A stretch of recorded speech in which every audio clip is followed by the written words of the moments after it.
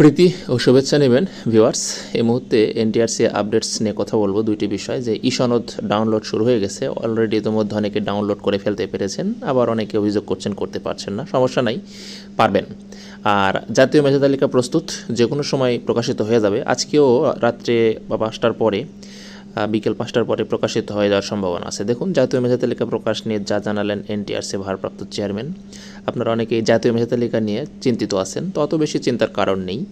আর 18তম শিক্ষক নিবন্ধনের ই সনদ ডাউনলোড শুরু। যারা ডাউনলোড করতে পারছেন না তাদেরও বলবো, অত উত্তেজিত হওয়ার কিছু নেই, একটু ওয়েট করুন, পুনরায় চেষ্টা করুন, হয়ে যাবে। আর চ্যানেলটা যদি সাবস্ক্রাইব না করে থাকেন তাহলে অবশ্যই চ্যানেলটি সাবস্ক্রাইব করুন এবং বেল বাটন অল করে দিন, যাতে পরবর্তীতে যে কোনো ভিডিও আপনার কাছে সবার আগে পৌঁছে যায়।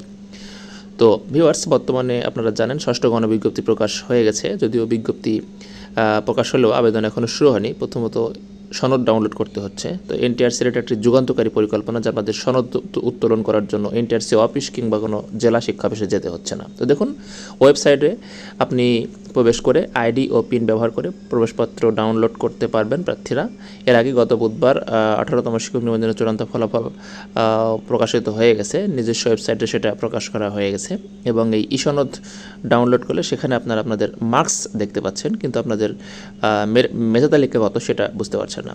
আর এজন্য অনেকে টেনশনে পড়ে গেছেন। তো আমরা জানি যে লিখিত পরীক্ষায় মধ্যে থেকে সর্বশেষ ভাই চূড়ান্তভাবে 60,521 জন প্রার্থী উত্তীর্ণ হয়েছে। এখন এই 60,000 প্রার্থীদের মধ্যে কার পজিশন কত, এটা এখন বিষয় হয়ে গেছে। এটা নিয়ে আপনাদের টেনশনের কোনো কারণ নেই, কারণ ইতোমধ্যে যেহেতু কেবল রেজাল্ট প্রকাশিত হয়েছে, জাতীয় মেধা তালিকা প্রকাশ করতে একটু সময় লাগে। তো সেটাও জাতীয় মেধা তালিকা আকারে প্রকাশ করবে এনটিআরসি ভারপ্রাপ্ত চেয়ারম্যান জানিয়ে দিয়েছে, এবং সেটা আজ অথবা কালের মধ্যেই হয়ে যাবে। আজকে হওয়ার সম্ভাবনাই বেশি। দেখুন, 6ষ্ঠ গণবিজ্ঞপ্তিতে আবেদন শুরুর আগেই, অর্থাৎ 22 তারিখ আবেদন, তারা শুরুর আগেই কিন্তু মেধা তালিকা প্রকাশ করা হবে।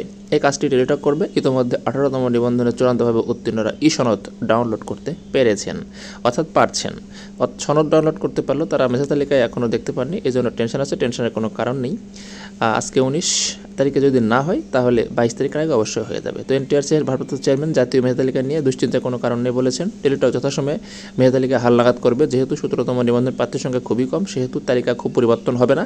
18তম নিবন্ধনের চূড়ান্তভাবে উত্তীর্ণ প্রার্থীরা সবাই চাকরির সুযোগ পাবেন। ভালো করে লক্ষ্য করুন, আই রিপিট, 18তম উত্তীর্ণ সবাই চাকরির সুযোগ পাবেন, এনে নিশ্চয়তা দিয়েছেন। লিখিত পরীক্ষা উত্তীর্ণ প্রার্থীদের মধ্যে 81,209 জন মৌখিক পরীক্ষা অংশগ্রহণ করেন এবং আপনারা জানেন যে 60,521 জন প্রার্থী উত্তীর্ণ হয়েছেন। তো ভিউয়ার্স, এই আপডেট নেই মূলত কথা বলতে আসছিলাম।